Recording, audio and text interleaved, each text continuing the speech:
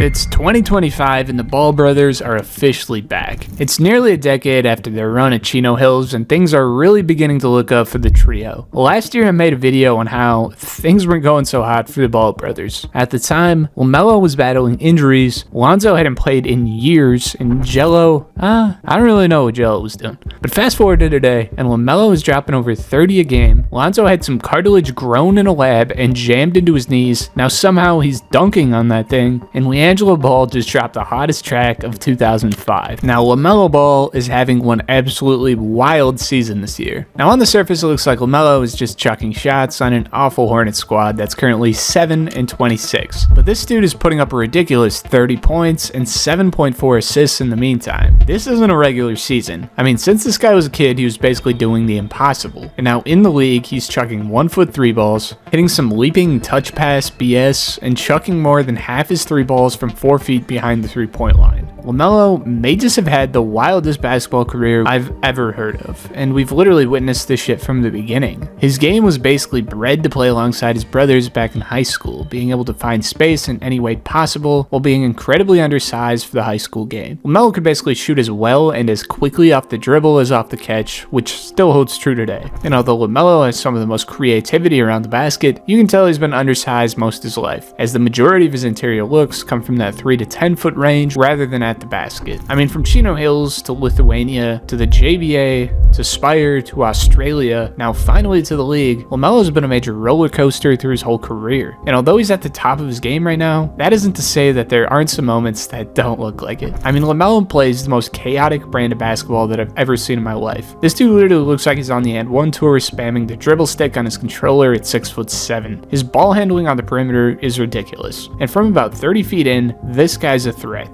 LaMelo has the absolute greenest of green lights in the NBA right now, as over half his 3 balls are coming from past 27 feet, which has never been seen before, as well as half of them being off the dribble. LaMelo's extremely quick off ball and even quicker with it. Kinda makes you forget that he's standing there at 6'7" while he's toying with the ball like it's a yo-yo. Either off on ball screens or just cooking in isolations, LaMelo is absolutely bombing 3 balls right now, and he doesn't care how he gets them. From leaning 3 balls fading out of bounds to tiptoe 3 balls when standing on the sideline to one-legged Dirk bombs to just heave at the end of the shot clock, LaMelo is chucking fucking everything and it's going in at an impressive 35% clip for how ridiculous some of these shots are. I mean, if you think I'm exaggerating, LaMelo is currently chucking more 3 balls than Steph Curry ever has in his career, and by a considerable margin more than the unanimous MVP and greatest shooter ever. LaMelo is currently chucking up 13.9 3-pointers per night compared to Steph's 8 in 2015 and 11 in 2016. I mean, if this isn't a perfect example of how the game has changed even since 2016, I don't know what will. When extended out to per 100 possessions, LaMelo's shenanigans get even crazier, as 19% of Hornets possessions end with a LaMelo Ball 3-point attempt, compared to Steph, who shot just 12 in 2015 and led the league at 15.9 in 2016. LaMelo Ball is close to unguardable right now when he gets hot, as he tends to only increase efficiency throughout every quarter, actually scoring on pretty insane efficiency when it comes to crunch time. Really, the only skill that LaMelo doesn't garner to an elite level when it comes to scoring the ball is finishing through contact at the basket. But right now, LaMelo Ball is on another planet compared to everyone else. This guy is the shiftiest, and outside of Shea is probably the most slippery guard I've ever seen. Every single game he's doing some move I've never seen in my lifetime. The dude is literally playing street ball, and as teams are throwing more coverage at LaMelo, we're seeing him improve as a playmaker on a nightly basis. But right now, of course, the elephant in the room is how poorly his play is translating to the win column. Now, the Hornets have absolutely no secondary shot creators on the roster whatsoever, but at just 7 wins, LaMelo's carry jobs aren't exactly doing it. I mean, 7 wins is a hardcore tank mode. It doesn't take a rocket science to figure out why LaMelo is being criticized for not playing winning basketball, when he's playing like he's still on the Big Ballers AAU team. LaMelo is certainly doing something special in Charlotte, but the cost of his nuclear play is some extraordinarily inconsistent nights.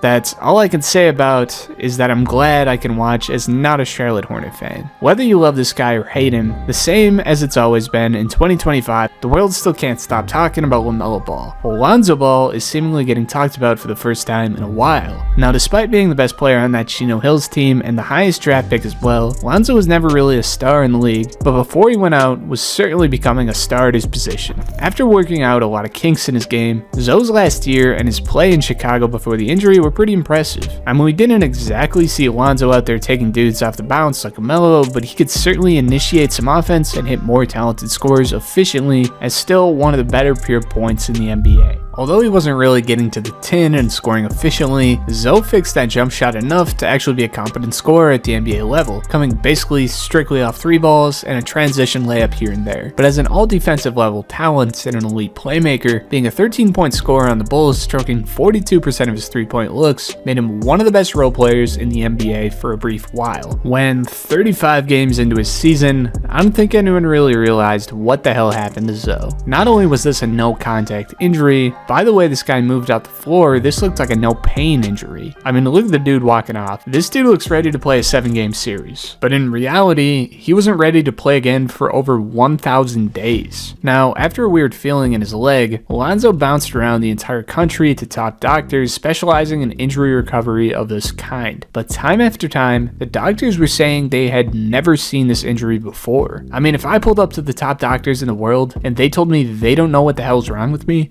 I would instantly assume that my career is absolutely toast. That's basically how you know you're fucked. I mean, Zoe's always had some recurring injuries in the league, but this dude was on like day 700 on the bench, and reports were coming out saying that the Bulls had no idea why he was still in pain. I mean, people were saying that Lonzo Ball would never play again, but really, could you blame them? How many guards have we seen had their careers completely ruined by knee injuries, or at the very least, had their careers significantly altered? Now, throughout his injury recoveries to speed up the injury process, doctors chose to partially remove parts of his knee, but as somewhat of a short-term fix, this certainly caught up to him, as Lonzo literally needed a whole new meniscus that was taken out of a dead guy's knee placed into his. I mean, I didn't even really know this was a thing. Like all those guys telling Derrick Rose that he could have their knees on Twitter could have actually done it to get the Bulls a ring. Now, no one in history has ever undergone a cartilage transplant and returned to an NBA floor, but after a successful surgery and ample recovery time, it kind of shocked the world when doctors gave Lonzo Ball the okay to go back onto the NBA floor. Now, as controversial as some of his brother's antics can be, let alone that of his dad, I have never in my lifetime heard a man hating on Lonzo Ball. This dude seems like just a good teammate that literally any team would love to have, and a pretty cool guy on top of it. So seeing him actually making the return after over 1,000 days has been one of the best parts of the season, no doubt.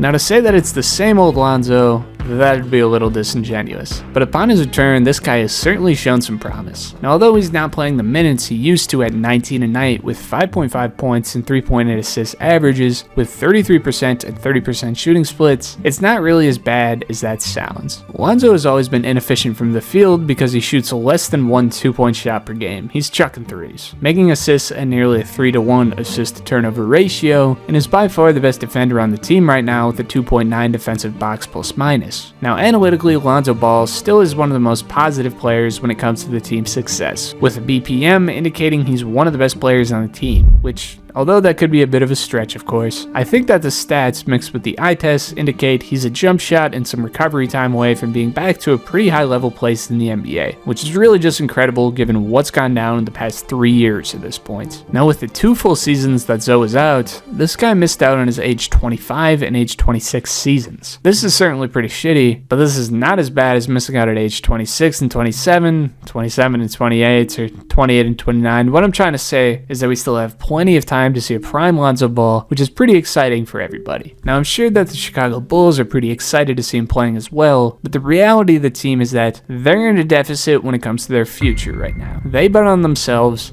They traded away some picks at an attempt at a championship level roster, but due to a lack of fit and injuries, the Bulls are going to be back on the tanking grind pretty soon here. I mean, as a Wolves fan, I kind of forget that you guys are still stuck with Zach LaVine, even though you hear his name in trade talks every single day, and make up about half of NBA YouTube's "a big trade is coming" videos. But realistically, the Bulls are going to be the NBA's biggest sellers come deadline most likely. And with the assumption that his jump shot improves and he stays on the floor, there's going to be a shit ton of calls about Lonzo Ball, I can tell you that. I mean, from contenders to mid-teams looking to make a jump to contract swaps for teams that are looking for Lonzo shorter term, I have no idea what team this guy is going to finish the year with. Of course, it would be cool to see a Denver, Suns, or Bucks with a role player like this, but all in all, it's just good to see him back and playing at a high level for a comeback like this. It really is just a cool story. Now, where we've seen the most Lonzo that we've seen in quite some time comes from the podcast world as of late. Lonzo is making the run across other NBA podcasts lately alongside alongside his brother LiAngelo Ball, who I thought died after he got cut from the Hornets, but was actually hanging out with YoungBoy in the studio cooking up some absolute gas. Now a few weeks ago, I made a video ripping on Jello for refusing to go and play overseas and still expected to get a chance to make the NBA even though he's like 37. But what I didn't know was that this dude was busy cooking up the hottest song of 2002. So a couple weeks ago, I guess LiAngelo was hanging out with this kick streamer Neon. This dude absolutely sucks. I don't really know why I was hanging out with him. But regardless, at some point during the stream, LiAngelo told this Neon dude about a song he wrote, and this kid told him to bump it. Now, this shit is some 2002 Rucker Park with the boombox on your shoulder bullshit, but this Neon kid kinda put the world on with an absolute banger. After the snippet driving around this weirdo, the internet kinda snapped, because for some reason, this song kinda slaps.